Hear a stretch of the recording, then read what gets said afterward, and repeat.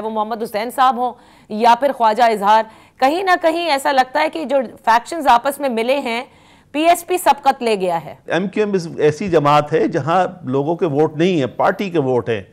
Party का vote होता है, लोगों के वोट नहीं होते हैं। तमाम फैसले राब्ता कमेटी ने किए और राब्ता कमेटी के फैसले जो हैं बहुत सोच समझ के किए गए हैं। इसमें कोई ऐसी प्रेफरेंस किसी के लिए भी नहीं है। तमाम लोग जो हैं अपनी हैसियत में जहाँ जहाँ मौजूद है उनको उसी हिसाब से लिया गया है। इसके अंदर ये समझना कि कोई ख़ास कोई आदमी इंडिस्पेंसिबल है, कोई आदमी की इंपॉर्टेंस है, हमारी पार्टी में इस किस्म की कोई सिचुएशन नहीं है। हमारी पार्टी में तमाम लोग जो हैं इक्वल फुटिंग पे हैं। पार्टी मेरिट पे फैसला करती है। राब्ता कमेटी ने बहुत डिलिब्रेशन किए हैं, डिफरेंसेस आए हैं, चीज़ें आपस में ज़ाहिर डिबेट भी हुई है, कोई ना कोई जो चीज़ें इमर्ज करी हैं उसके नतीजे में तमाम ये सिचुएशन जो है कंसेंसस से डेवलप की गई हैं और बहुत अच्छे फैसले हैं।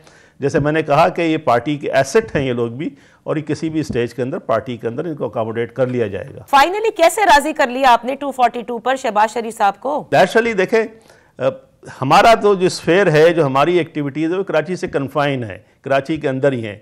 अब तमाम लोग अगर आके, मियाँ साहब बहुत बड़े लीडर हैं, मियाँ साहब के पास लाहौर में अपॉर्चुनिटीज़ हैं और वो खड़े भी हो रहे हैं वहाँ से, तो उनकी अच्छा जेस्चर है, उन्होंने कराची हमारे लिए छोड़ा है हमने।